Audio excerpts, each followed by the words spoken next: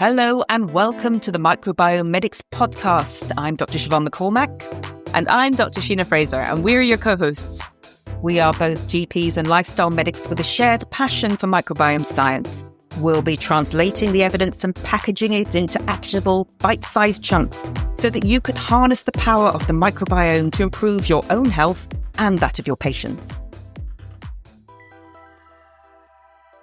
Hello and welcome. I'm Dr. Siobhan McCormack, and today's Microbiome Medics topic, which is the role of the gut microbiome in surgery, has kind of blown my mind, mainly due to the work of today's guest. So microbiome science draws on many disciplines: microbiology, gastroenterology, genomics, ecology, evolutionary medicine, metabolomics, machine learning. The list goes on. But I have to say I've never really considered surgery to be a central part of this team. That changes today because of this professor from the University of Chicago. He's a colorectal surgeon, a gut microbiome research pioneer, the world-renowned expert in post-operative infections, and a radical thinker whose research findings on the role of gut bacteria in post-operative infections, I think, have practical applications far beyond the operating theatre. Professor John Alverdy, welcome. Thank you so much, Siobhan, Dr. McCormack, for the invitation to join, and it is an honor and a pleasure to be here, and we will just freely associate. Absolutely. Well, I wonder if I can start by asking you to introduce yourself to the listeners. Sure. So I am a general surgeon, a general gastrointestinal surgery. My clinical practice was focused on the foregut, the esophagus, the stomach, the gallbladder, the pancreatico-biliary tree. And I became interested in colorectal surgery because it has a high failure of healing when two pieces of bowel are brought together, and it's particularly problematic when a leak occurs in the colon anastomosis, which has the highest density of bacteria, and it's a life-threatening problem. People don't like to talk about it. People don't like to admit that they've had leaks, but no surgeon is immune.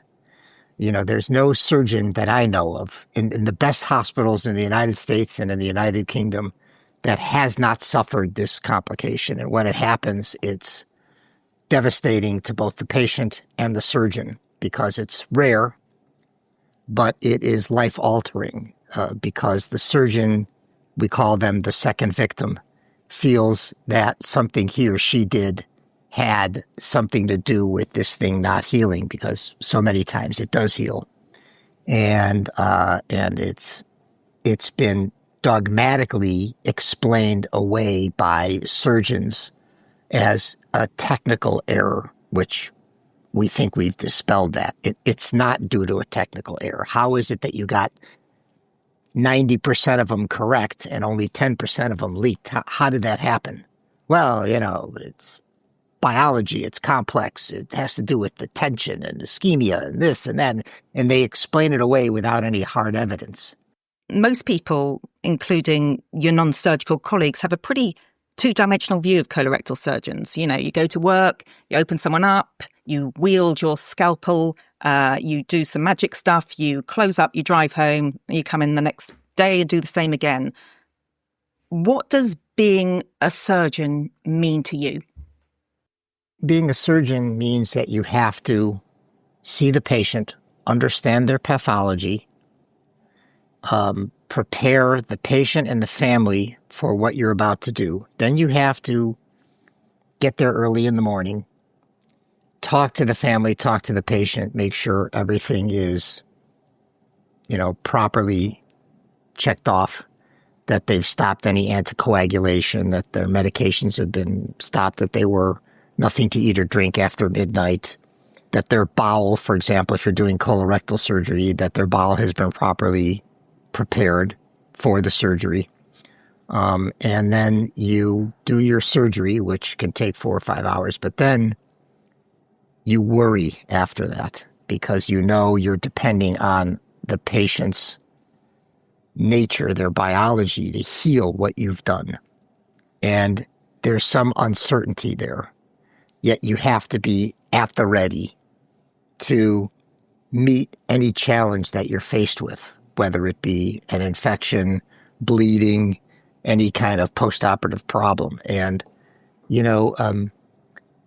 I think non-surgeons think of this, or maybe the lay public, as a manual task. It's just a person performing a manual task when there's so many judgments that take place, so much of an intellectual discipline that takes place before you do the actual surgery. So this is an old aphorism in surgery. They say,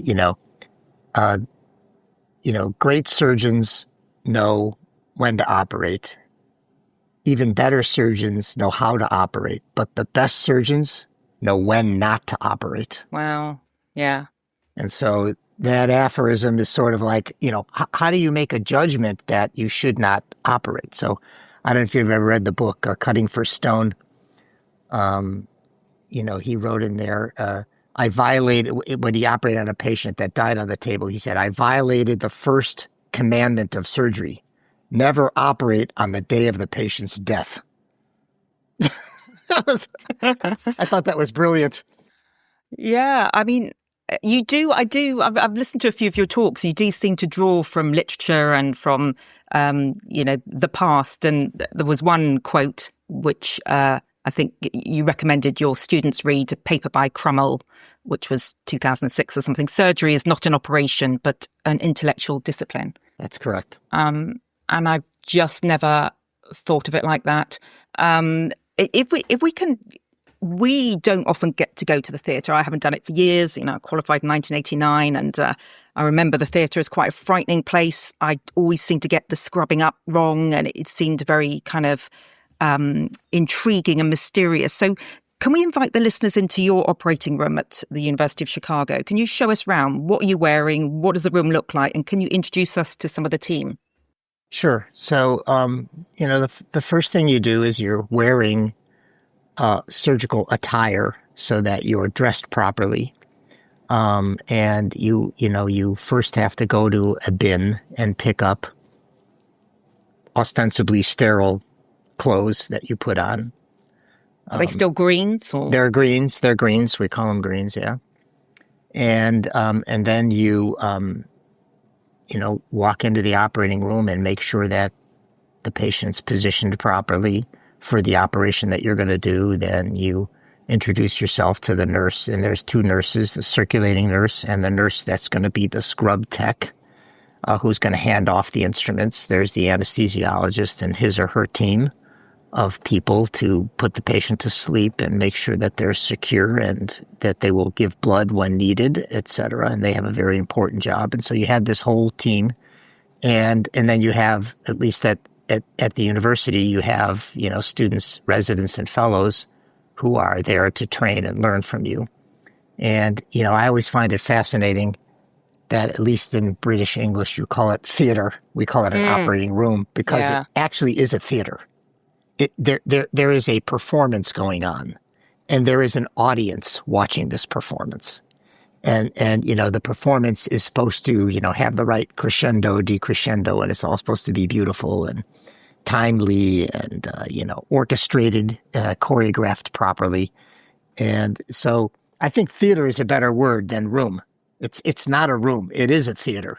Yeah, I remember being quite frightened just scrubbing up, and I don't know if you can just go through from memory. For me, it was, I was kind of terrified. Everyone was looking at me to make sure I was doing it properly when you went as a medical student to watch an operation. And it seemed quite a laborious process that could go on for 5 or 10 minutes. You were, had to be really careful. You had these special trough-like basins, and you moved the taps with your elbows so that you didn't touch anything with your hands. And you got a brush, and you were brushing. We had to brush for like 5 minutes. We had these slightly frightening nurses looking over us. And if you so much as moved or touched the wall slightly, they were then like, no, stop, start again. You had to take everything off and, start again. Is it still like that? Yes. And, one of the things that one of the myths or dogmas that we're trying to dispel is that all infections from surgery come from some type of external contamination event. So you bumped into something fell out of your nose or your hair or whatever it is. And so to maintain sterility in the operating room is very important. You scrub for a long time. You have the right clothes on. You cover your head. And people keep trying to study this. And thankfully, and a lot of this work was done in the United Kingdom where, we've gone from the 1920s to today to go from where we had a 30% infection rate after surgery down to somewhere about 5 or 10%. It's low. And that's because of the sterility and the antibiotics and all the other precautions that we take. So that has worked to an extent. But then we're going to talk about, where it's not working or where actually there are problems. So if I know that you consider the patient the most important person in the room. So I don't know if you or I can conjure up a typical case that I think you might see, or whether you wanted to sort of paint a picture of a patient or. Sure. So a typical patient would be, a patient who would undergo, let's say, a colon removal, removing their colon because they either have inflammation or a cancer. Okay. And you would make I'm going to stay in the field of maximally invasive surgery, not minimally invasive. So you'd make a big incision down the middle of their abdomen. And you'd open them and sterilely prep everything. So you make the incision after you've prepped and draped them and, made sure that you maintain sterility, gloved and all that stuff. And then you'd make an incision and you put in a wound protector to protect the edges of the wound. And then you would do the operation, which is to remove part of their colon and then take the piece that you've removed at two ends and connect them together. And that's what you call anastomosis. That's what we call an anastomosis, right? And, back to your other point, I just want to throw in one anecdote, which I found very interesting. So I went to medical school in Mexico and watched babies being delivered, by a midwife.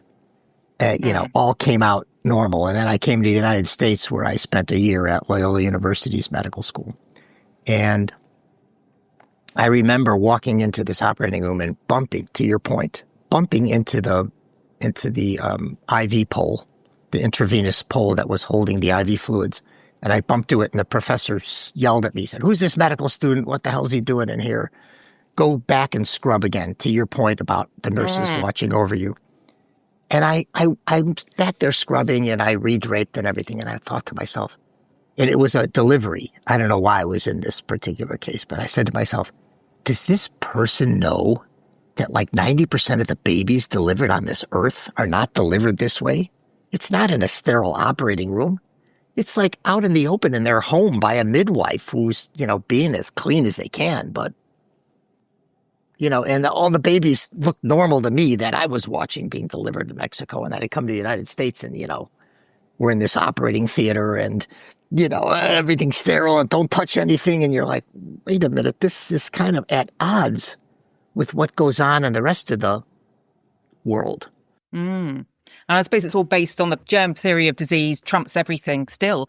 And this idea that all microbes, particularly bacteria, are all highly pathogenic and dangerous and must be avoided at all costs. And I suppose this whole, microbiome science has completely revolutionized the way we think about microbes, that a small percentage, I don't know if you know the percentage, I'm guessing, I don't know, I read somewhere 6 to 10% of all the bacteria on Earth are potentially pathogenic to man, but most of them are either disinterested or free riders. But then we've got this group that are incredibly beneficial. And so it's this idea of this kind of, ecosystem within where we're always focusing on the few bad guys, and we'll talk about that because there's no such thing. And we'll talk about sort of virulence and virulence factors later on. But so it is kind of really interesting. But it's also interesting how difficult it is to shift perspectives, even in the face of, very good evidence. But so this let's say this 43-year-old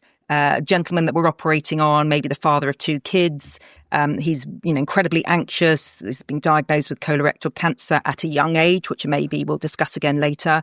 Maybe he's had some chemotherapy, radiotherapy. Maybe he's not in good health generally, if he's anything like the normal population. A poor diet, lots of ultra-processed food. He may have other pre-diabetes. He may be on a couple of medications. His family are waiting outside anxiously. It's all depending on you. How does that feel for the surgeon? Yeah, so, we work in teams. Most of the time that patient will be, at least over the course of my life, I've seen that responsibility was originally all on the surgeon to know what medications to stop, which ones to start to prepare the patient beforehand. And now all of our patients go to pre-op anesthesia clinic, where an anesthesiologist spends time with the patient, goes through their medications, and then tells them which ones to stop, which ones to take, and reinforces what the surgeon's preferences are for that particular operation. But to your point, no patient goes to the operating theater that has no disease. These are sick people. And I think that's what you're trying to paint the picture. This patient's coming to the operating room because they have a disease. That disease might be cancer. And not all, but most cancer patients have underlying comorbidities, to your point, diabetes, hypertension, obesity, etc. And, we're all trying to be as healthy as we can be, but some people aren't as healthy as a doctor thinks they should be. And therefore, they're now about to undergo an operation. And, many times we'll see a patient and we will send them to their general medical doctor for what we call medical clearance. And I'm about to do a 4-hour operation. Is this the best shape you can get them in for their diabetes? Is this the best shape you can get them in for their hypertension? Is the best shape you can get them in for their weight problem? And how urgent is the surgery has to be balanced against how much time, you have. And these days, I think, we like to think of, for elective surgery, time is your friend. Most people that are old, they have an orthopedic problem. It's not urgent. They've had the pain for months, if not years, and they're about to undergo a big operation. And, time is your friend. You could wait a week or 2 or a month, and we'll get into that later, which we call dietary prehabilitation. What is the impact of dietary prehabilitation on outcome from surgery? That's going to be a big issue over the next 10, 20 years, is can you get somebody in better shape and improve outcome? Because, as I mentioned before, we've gone from 30% infection rate down to 10%, which is good. Thank you to all the antibiotics and the sterility and attention to detail. But how do we move the needle from 10% down to 0? You're like, more of the same. Just do more of what you're doing. More sterility, more antibiotics. And the answer is no, because antibiotics are indiscriminate in their killing. They kill the good guys and the bad guys. And you're like, well, sterility, more sterility. No, you're killing both the good bacteria and the bad bacteria. Well, okay, how about selective use? Nothing selective. And it's a one-size-fits-all to everybody. I call it, in the United States, we use a drug called cephalosporins. And I call it's the cephalo du jour. Whatever it is that day, whatever drug you're using that day, you just use it for everybody. Oh, you're doing colon surgery? Well, everybody gets this cephalo du jour. Oh, you're doing stomach surgery? Well, everybody gets this cephalo du jour.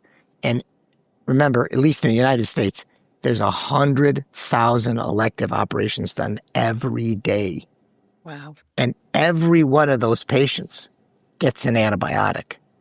So you start to think, 100,000 every day times 365 days.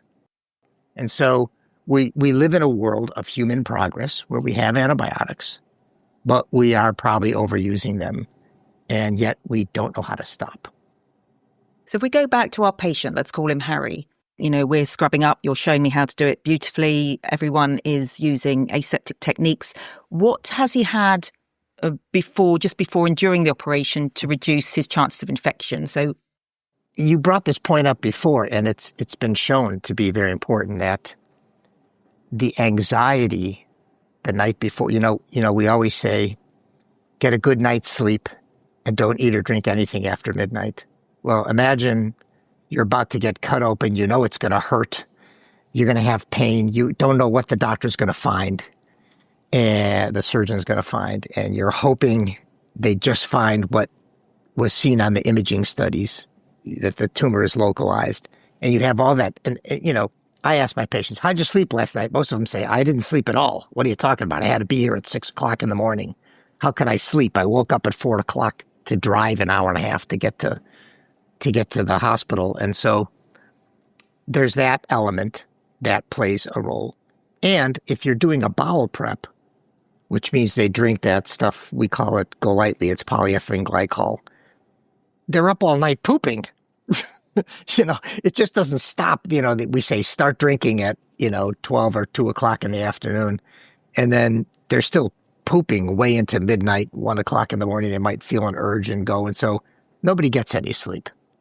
And then they can't eat and they're hungry, and they can't eat they can't have breakfast if they're having surgery between 6 and 9 o'clock in the morning. And so this is a very stressed individual whose microbiome has been altered by the bowel prep, by the use of antibiotics, by the prep and draping. We decontaminate the skin. You're like, what do you decontaminate the skin of? Everything. What do you use? Iodine, chlorhexidine, alcohol, whatever we can get our hands on that will just kill everything. Do you want to kill everything? Well, I want to kill the good guys and the bad guys, and I don't know who's good or bad, so I kill everything. It's kind of like war. Unfortunately, there's going to be collateral damage. Mm.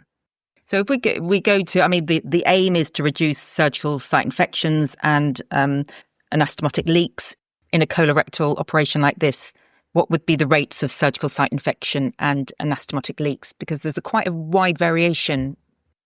Yes. So I always say that if a famous hospital, either in the United States or in the United Kingdom, could stand up and go, we have the lowest infection rate of any operation involving the colorectal, they would do it in a minute. It'd be the best marketing campaign ever, and nobody could do it. And because if you have surgery, if you have colorectal surgery in the UK or in the United States, the first thing the surgeon will do is give you an informed consent. Would say, the chances of you having an anastomotic leak are low, but they're not zero. And they're somewhere in the literature between 5 and 10%. And you're like, well, can't you pick the surgeon that, has the lowest, anastomotic leak rate? No, because no surgeon is immune. And most surgeons don't want to count their anastomoses leaks. They want to forget them. Why do surgeons dread anastomotic leaks and they don't dread surgical site infections in the same way? Yeah, because a surgical site infection usually is superficial. And over 90% of the time, it can be treated without doing surgery. You can open the wound up a little bit. You can clean it up, put a wick in there, give some antibiotics, and you're done. We call all surgical site infections about 10%. Most of them are superficial. A few are what are called deep organ space infections, where around the area that you operated on, the cavity, the lung, the pleural cavity, or the abdominal cavity, there's an abscess. And it's usually next to the area that you operated on. And that's called an organ space infection, deep, next to an organ. And that's usually has to do with something not healing properly. Because just think of all the operations you do. You say, well, don't spill anything. Just be careful. And you're like, oh, so the infections only occur when the surgeon wasn't careful. No, not true. So you mean they occur even when they're careful? Yes. So can a surgeon predict which patient is going to develop a leak or an infection? They can't. And it's been studied. There's a study from the Netherlands where they said to the surgeon, you know your patient, they're 85 years old, we'll call them Harry, you know what you've done, it took you 4 hours, you did a bowel prep, you did everything. You tell me on a probability scale of 0 to 100% what you think the chances of a leak are. And they correlated it. They documented it.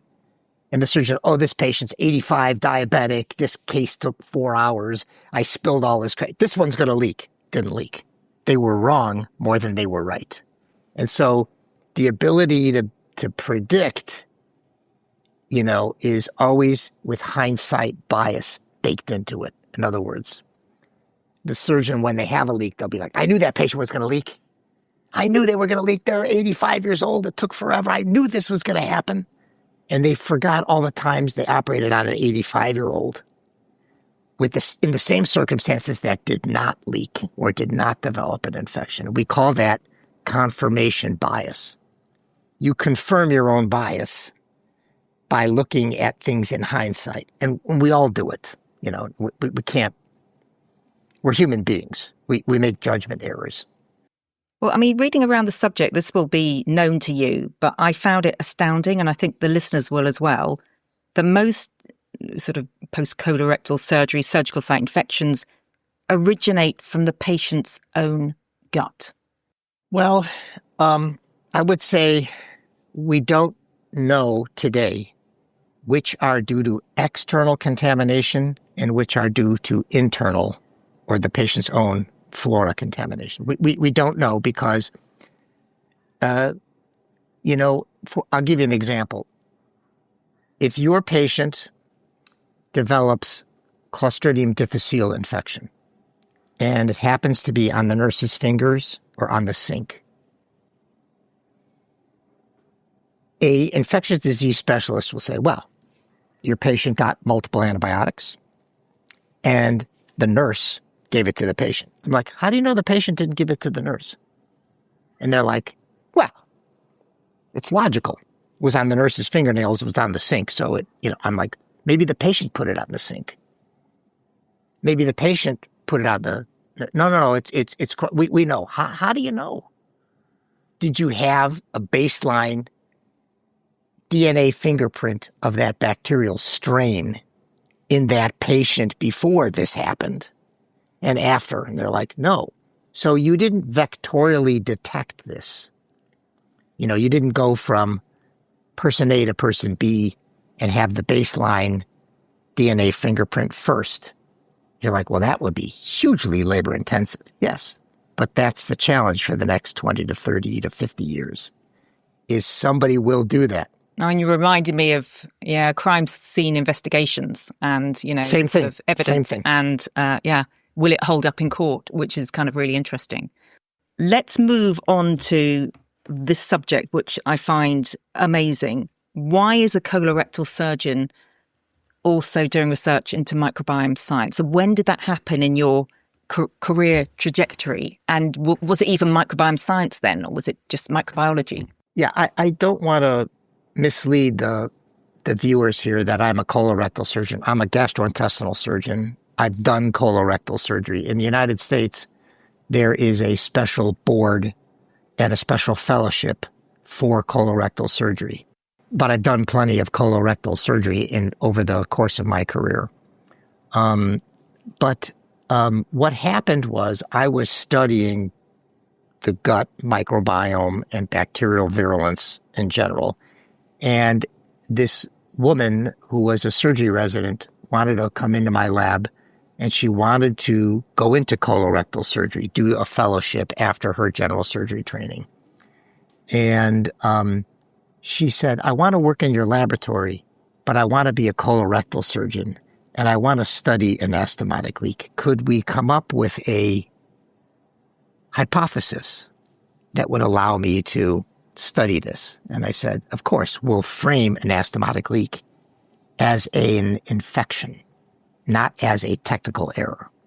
And we'll prove it. And she did the first study, Andrea Olivas. She did an amazing study where she took large rats, did preoperative radiation on them to create sort of a field effect of radiation, then did the anastomosis, and then contaminated that anastomosis with a bacterium that we knew had the capacity to make this collagenase enzyme that eats through the tissue. And she proved the hypothesis. She proved it was not an error in surgical technique, that it was due to the microbe expressing this gene that made this gene product, this protein, collagenase, which bound to the tissues, ate through the tissues, and caused the leak.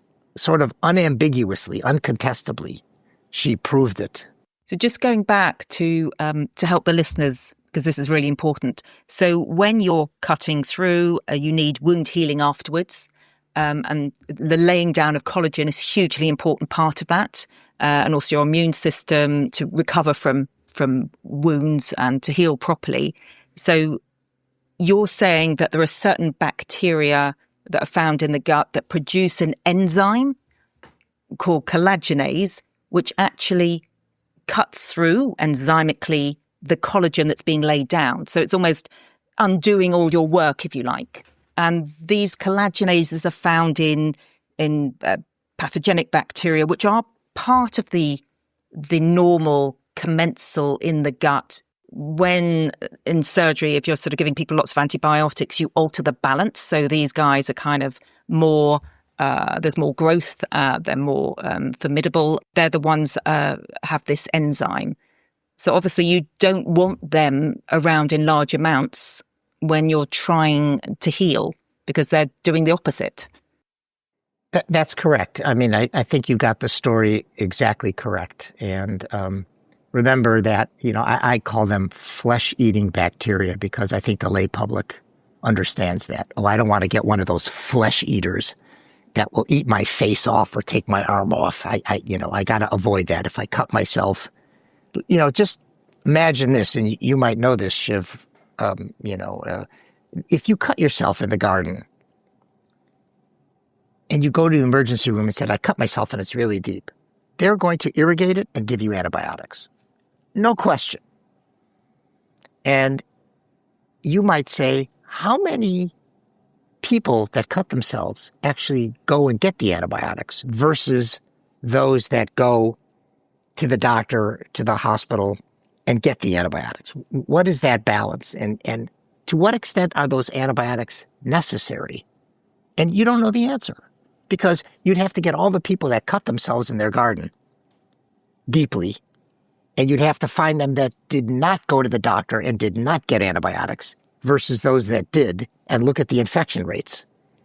And, I just look in my neighborhood and I think of all the gardeners I see around here, and I'm like, I am sure people have cut themselves deeply many times and have not gone to the doctor and not received antibiotics and healed perfectly fine.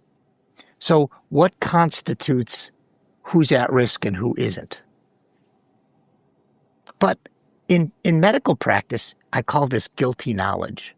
You're the doctor, you're in the emergency room, you have guilty knowledge. Here's a person came in, they got a big cut.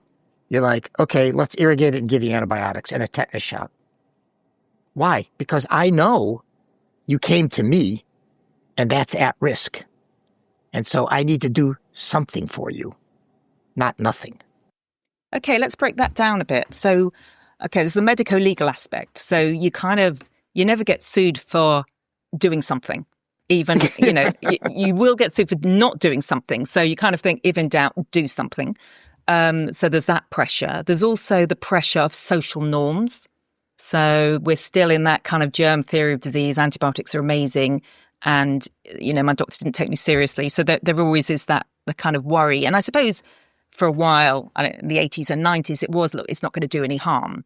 But all that has changed now because, and I think it's going to be interesting when the first case of, actually did you inform your patient that it could alter their microbiome? They have, they can prove that they've had sort of pre-antibiotic, post-antibiotic stool samples and you wrecked their microbiome. That's going to be a very interesting thing.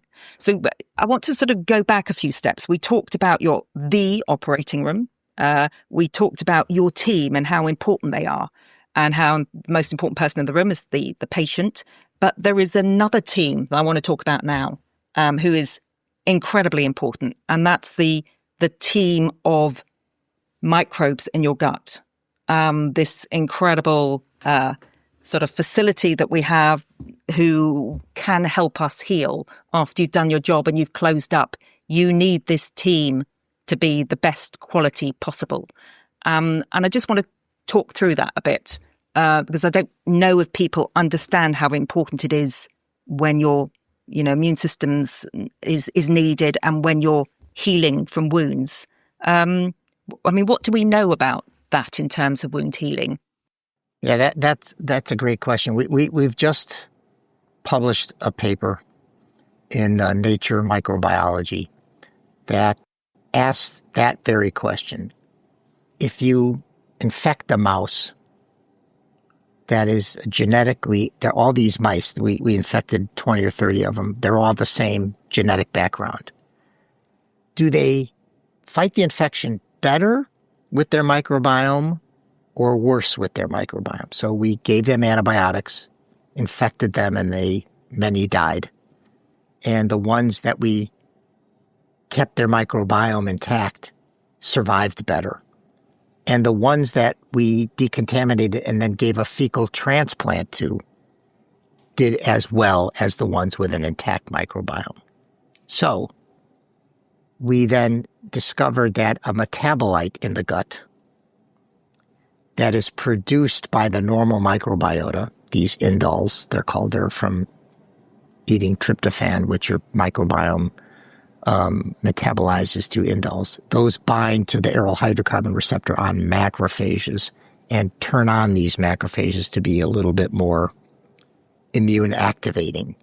And so all of a sudden you now see the molecular pathways by which having an intact microbiome can activate your immune system to make you not only fight infection better, but heal better. So now, to your point, you're better off with a normal microbiome than not a normal microbiome. However, you're coming to the operating theater with a disease.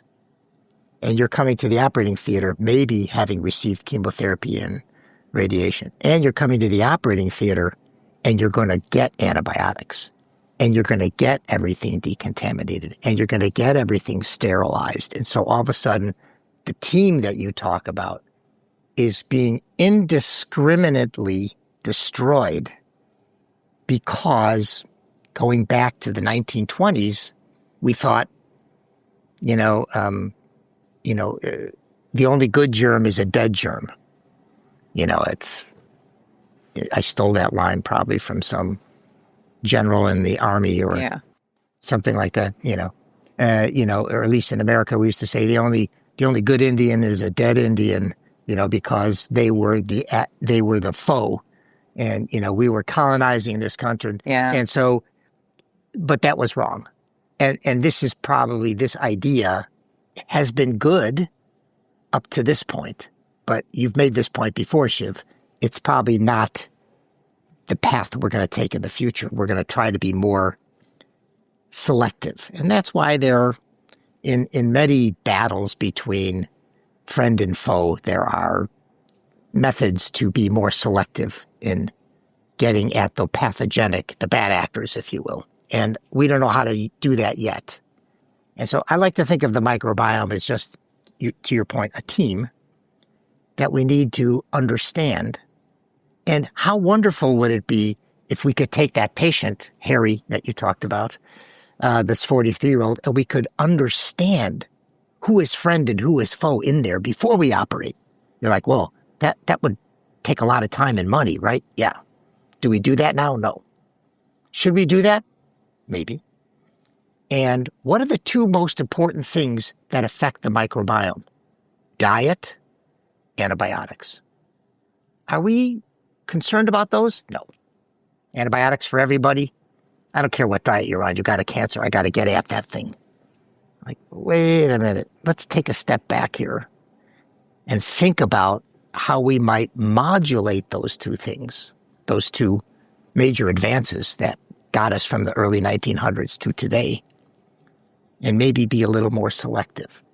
And, scientists hate when you anthropomorphize an argument. You turn an argument into, something that involves a human interaction.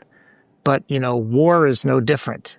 Everyone would like the innocent civilians not to be killed and only the bad actors to be killed. And it's very hard. How do you preserve the lives of the innocents and just get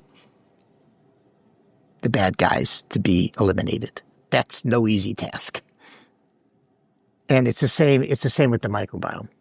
Okay, well, I'm going to add another socio-political element to it, because there's this idea that there are good guys and bad guys in your gut. And as you know, you've got these microbes, mostly bacteria, in a well-balanced gut. You may have potential pathogens who just are harmless. Then we talk about what turns a disinterested bacteria into a potential pathogen that can do you harm, when at other times in your life it's just sat there doing nothing and not causing any problems, and even more interestingly, has benefits in certain conditions. And then we get to this kind of really complex idea.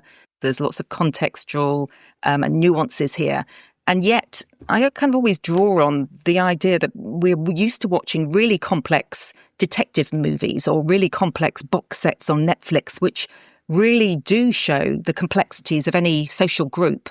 And I suppose these are Earth's earliest inhabitants, these bacteria, Earth's earliest social groups, and they do reflect a lot of our behaviour. We've got cooperation in form of cross-feeding, you've got growth, you've got virulence, you've got competition for resources, the competitive marketplace, if you like.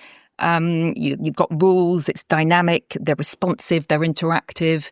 They create beautiful architectural structures called biofilms. The analogies go on. And I suppose when I'm talking about this to patients, I do use a lot of these potentially annoying to scientists analogies, because you have to explain in ways that people understand. And, if you start talking about receptors and the molecular mechanisms, then they kind of fade off and it doesn't seem relevant. I suppose we use this language to try and make it relevant to them, but it makes it relevant to me as well, because it helps me kind of understand it. It's a good way to get a grip of the science.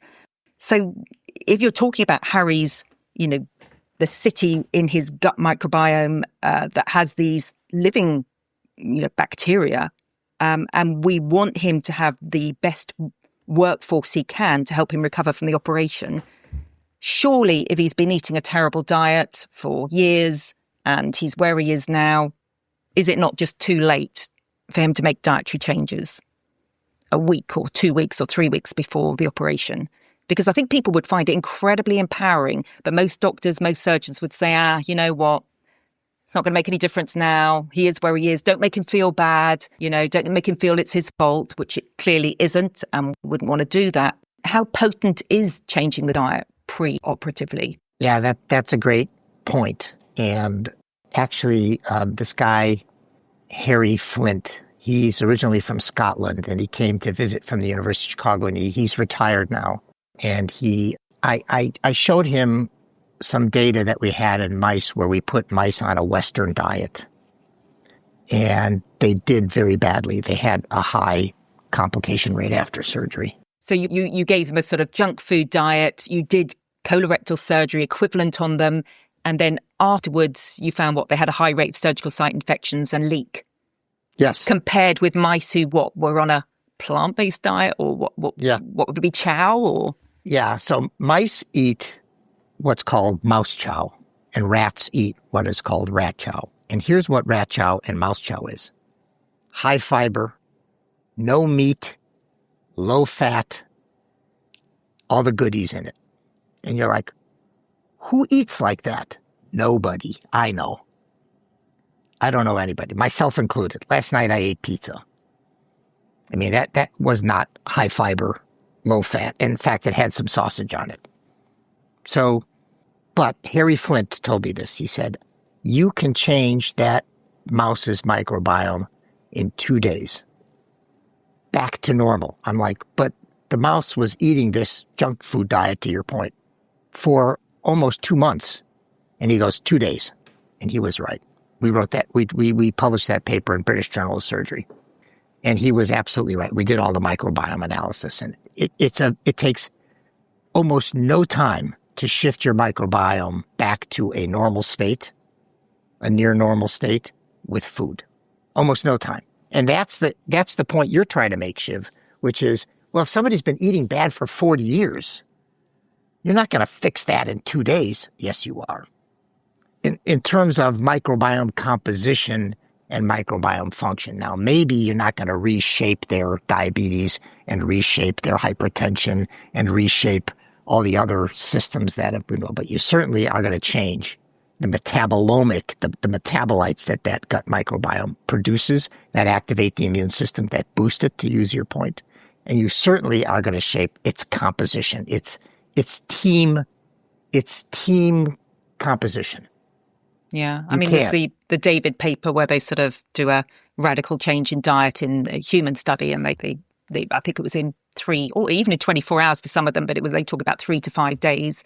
If you radically change your diet, you radically change the composition. And I know that people will argue, well, you have to test out whether that alters the function. But I suppose I'm also thinking, and Sheena Fraser, my microbiome co-host and partner in this endeavour, I mean, we always kind of think, everyone talks about, well, you don't know that, but we've got to kind of put it in balance with the overall picture. I mean, we're talking fruit, veg and legumes here. We're not talking about chemotherapy with, incredible side effects. And in fact, the only side effects would be, positive ones. Okay, maybe it won't help with this operation, but it may, if they alter their diet like this long term, it will alter their, metabolic, or improve their metabolic health, their cancer risk, their, cardiovascular risk and so on. So I don't know, I'm a bit confused about how we look at the evidence, because as a general practitioner, I have completely ignored research. I just wait for the guidelines to come out. National Institute of Clinical Excellence, is it in the guidelines? No, I'm not interested. Until I'm now back at uni doing a master's in nutritional medicine, and my mind is like, exploding with the complexity of it all and what you guys are trying to do. And so I'm changing my opinion now. We have to look at, when we're talking about, do no harm, but we also talk about what's the best available evidence for the patient in front of us. And if we're sort of putting on blinkers and refusing to look at the totality of the evidence unless it's in guidelines, which can take, I don't know, they say 17 years for something to move from the lab to guidelines, then that's not going to help the patient in front of me now. So how do we change that? I mean, you're someone who's looking at the evidence from all angles, but I'm guessing that clinicians that and surgeons that are not able to spend the time looking deeply into the evidence in vivo studies on animals and in vitro studies and collate it all together. These are all excellent points. And, again, you're faced with the patient. Remember that, and this as a practitioner, patients will do anything you tell them to reduce their risk of a bad outcome. If you said to them, you can actually reduce your risk of getting a post-operative infection if you go on this diet and maintain it afterwards. In fact, one of my colleagues, Ben Shogan, who spent 2 years in my lab, he actually wrote the paper in Science Translational Medicine on the collagenase gene. He is a colorectal. He trained at the Mayo Clinic to be a colorectal surgeon. He has his own laboratory at the University of Chicago, very close to my laboratory. And he has really exciting evidence that your cancer recurs. So you do a colorectal cancer and it's curative, and you're like, I nailed it. The margins are clean. The CAT scan looks good. Your chances of recurrence 5 years later are dependent on whether you harbor one of these bugs in your GI tract. And you're like, well, we gave antibiotics. We killed that thing. it's antibiotic resistant. The one that makes the collagenase in those patients that develop a recurrence are the ones that are antibiotic resistant, both by genetic means. So we do PCR to see that they carry that gene, and we do culture, where you put it, have antibiotic discs, and you can see that the antibiotic you used during surgery didn't kill the germ you wanted, you hoped it would. And that germ persists in a small group of patients, and they go on to develop a recurrence. Well, if you told a patient, you, Shiv, said, well, I know you've had this surgery, and things went well, and your pathology report looks great, and the surgeon's all excited, and you didn't leak, and you didn't have, but you're still at risk for a recurrence in 5 years. And you can reduce your recurrence rate if you'd lose some weight and maybe shift your diet and maybe let nature push this bad bug out of you by building up your microbiome, having more, I call the good guys in the microbiome, they have home field advantage. You can build up your normal microbiome with diet and avoidance of antibiotics and push this bad actor out. And, I know we haven't talked about virulence yet, but remember that people talk about humans having the killer instinct.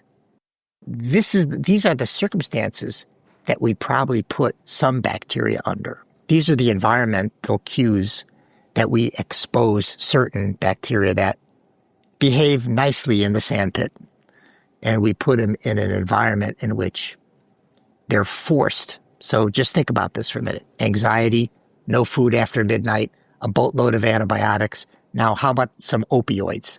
How about some morphine a little after surgery? And by the way, don't eat or drink till you poop. Okay, so we're going to starve you. And they're like, hey, my only way out is to kill this host. And if I kill this host, maybe a bird will eat its carcass and I can jump to a new host. I mean, I don't know. I'm making this stuff up.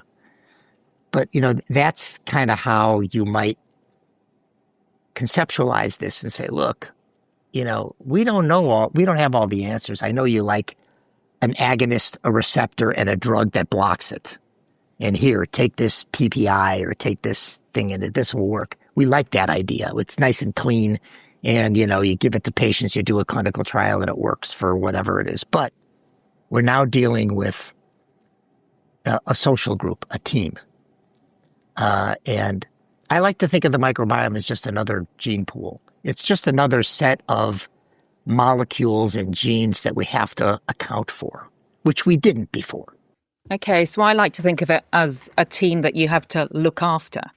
So if you have this workforce within you, you have to pay fair wages. You have to feed them. And if you do, you will get so much back. And if you don't, and all those beneficial microbes kind of die out, then you're left with potential pathogens. So it's a kind of no-brainer for me that, what do they eat? They like plant fiber to make these short-chain fatty acids that are so important in post-operative recovery, and in a myriad of ways, which we don't have time to go into. But it's just sort of changing. I don't know what hospital food is like at your hospitals. Maybe the same as the NHS. You're looking, from the expression on your face, it's not. You're not kind of talking, beautiful whole food, plant-based diets. But this is incredibly important when you think of how much money and expense into research that many of your colleagues are looking into tiny areas, tiny receptors that may have a very small effect on reducing surgical site infections.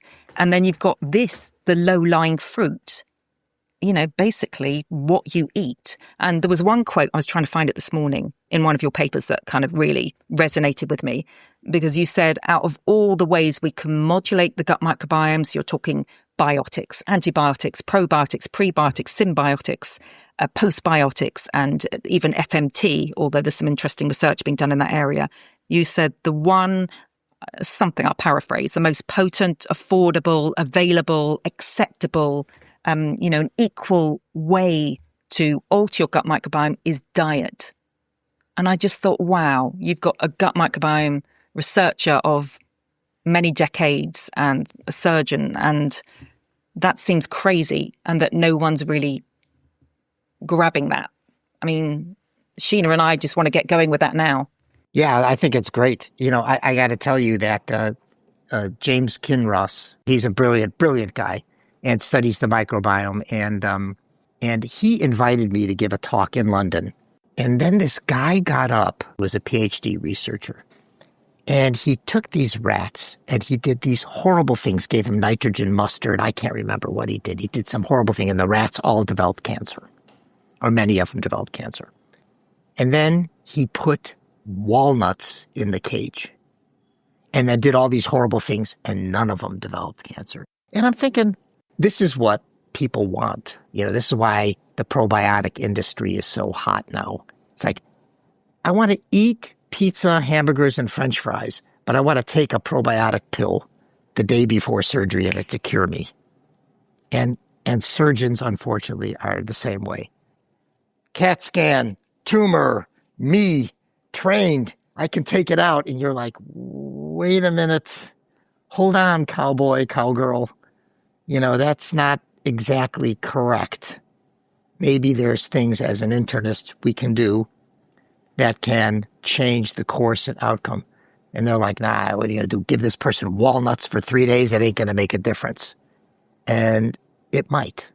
And that's why you're right. The public doesn't like this idea of it's complex and team, and we have to understand it better. But the future's coming. It's here maybe, where we can assess the microbiome in that cancer patient in your Harry of 43 years old and say, you got a couple of bad actors in there you don't want there during surgery. And let's delay things for a couple of weeks and put you on this diet. And then let's reinterrogate your microbiome and see if we can eliminate them and make it and put it in better shape. Can't change your hemoglobin A1C. I can't change your blood pressure yet. But in the next 5 years, this is a wake-up call. You're having major surgery and you've got to stay on this diet. You've got to lose weight. You've got to get those things back in shape. Otherwise, all the surgery that was done is not going to do you any good. And that's exciting because it's something you can modulate. And it's the simplest thing in the world. But like anything else in medicine, at least, in the United States, for example, imagine if it's proven that dietary prehabilitation can shift your microbiome and benefit you in terms of infection rate and in terms of cancer recurrence. Imagine if it were true for a moment. Who would have to pay for that 2 weeks of dietary prehabilitation? The insurance companies. They don't want to pay right now. Maybe the National Health Service doesn't want to pay also, because you're going to delay surgery for 2 weeks. It's going to cost X amount of money. It's going to increase costs. But I like to think of truth as being invincible in its own way. If it's true, it needs to be done. And, you say, I used to wait for the guidelines and stuff, but now you're like looking, going, there's a lot of science behind this and it all makes kind of sense. If all the arrows are pointing in the same direction, and I suppose the best available evidence for any listeners out there who are, contemplating or having surgery of any sort, really, then you've got nothing to lose by getting your gut microbiome in good shape. It's really empowering. It's really exciting. What's the worst that can happen? There is really no particular downside. Getting those whole food, plant-based foods in and cutting out the things that we know are detrimental to the biome. That's the emulsifiers, the additives, so all those ultra-processed foods. So it's not just what you do have, it's what you omit as well. Let's get most people in good shape using what is available. I kind of think it's exciting. It is exciting, but it's also very challenging, in my opinion, for the primary care physician, the general internist, to be able to change behavior because, in your own practice, getting people to quit smoking and to lose weight and to change their diets, not so easy. And it's very tempting to think you can modify these things, and yet they're not so easily modifiable. I wrote a paper about U curves, Laffer curves and U curves, and there's a lot of interest in, how human progress has gotten us to this point where we're here. But if we keep going, human progress, let's have more plastic in the ocean, more garbage. Let's use antibiotics more. If some is good, more is better. Let's get more processed food. Let's get more McDonald's on every street corner around the world. Let's all get fatter because, let's all drink more. All of a sudden you're like, wait a minute, we've made all this progress and now the curve's going back up where we're seeing, we came down a little bit and now we're going back the wrong way because we haven't paid attention to nature-inspired design. To what extent can we destroy the ecology of the GI tract with our current methods? And when will it bite us back? The striking parallels, aren't there, between sort of Earth's ecosystem and the issues we have with reduced biodiversity and global warming and our own planetary, if you like, ecosystem, which is mainly the gut microbiome, where we also talk about reduced biodiversity and, climate change could be chronic low-grade inflammation, I guess, and gut barrier permeability issues. So, yes, there's plenty of parallels there. And it's all, a lot of it is based on the food supply and agriculture and soil and how we look after the earth. We've kind of been taught on this sort of pharmacy model, which is the body gets disease and we have to take medicines. And it's kind of, I suppose it's been a revelation to me, my journey over the last 10 years, looking at, the lifestyle medicine research papers and publications in the last couple of decades and the molecular biology of what happens when you sleep or don't sleep, what happens when you eat certain things and polyphenols and physical activity. And it's incredible what's been found. And yet, because there isn't a pharmacological, therapeutic agent which you can sell, it's just not really spoken about so much. No, I think you're right. Let's work on things, to your point, Shiv, that can maybe shift the microbiome, modulate it in a way that you never get the disease at the beginning. How important would that be? People survive cancer better. We've actually turned it from an acute problem where you get it and you died to more of a chronic illness. But there is no interest, either by industry or at least in the scientific community, in prevention. I would say no interest. There's less interest in prevention strategies and how they might be owned by the individual. You have to have ownership of your own health, to your point. And preventing disease. And maybe that's where they go. And that's why, again, television in the United States, I'm watching all these probiotic commercials and they help support. They got to be careful with their claims so they don't get sued.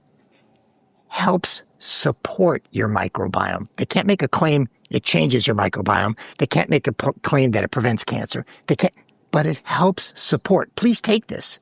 And we know that, again, your own microbiome has home field advantage. You shaped it this way.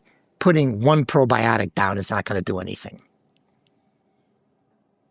It's not going to, I want to take a probiotic and eat hamburgers and French fries all day long. No, that won't work. Stop the hamburgers and French fries. Move to more of a Mediterranean type plant-based diet. And there's a way to study your microbiome that's using emerging technology. One person you might consider talking to is Eugene Chang. He's a gastroenterologist, and he is a world-famous figure in the microbiome space. He's a close collaborator of mine.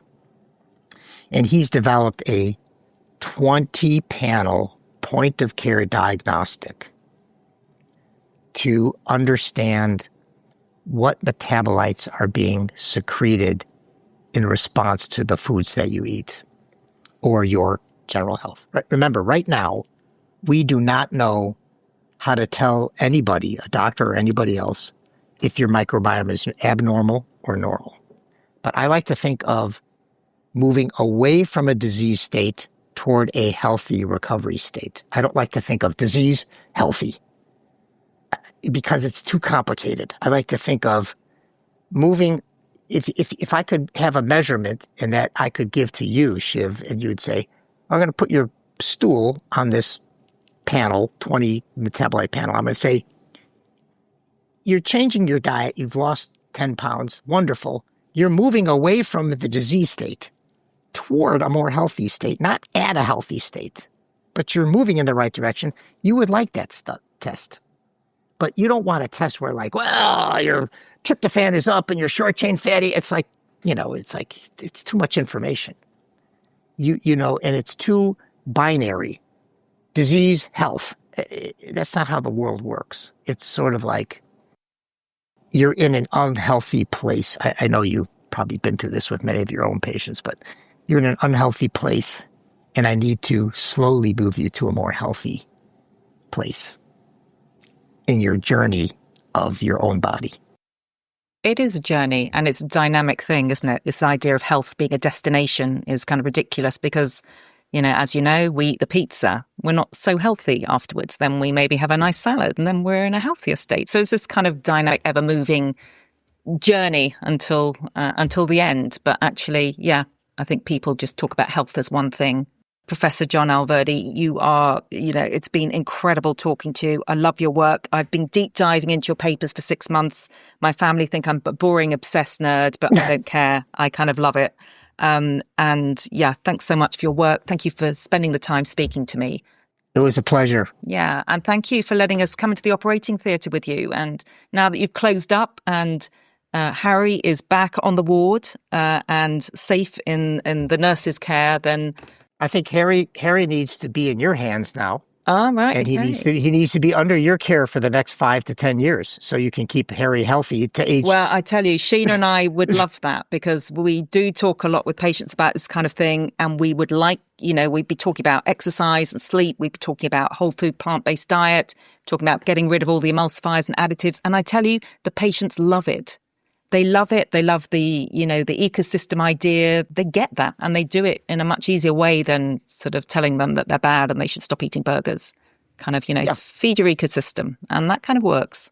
So, excellent. Yeah. All right. Well, safe journey. Nice to see you. Thank you. We'll speak again sometime. You take care. Sounds good. Bye now. Okay. Bye-bye.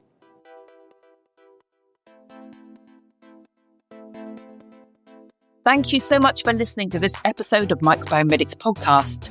We really hope you enjoyed the content and we welcome your feedback. We'd love to hear any suggestions you might have for microbiome topics that you'd like us to cover. And we also appreciate listeners' questions and will endeavour to answer them in the next podcast.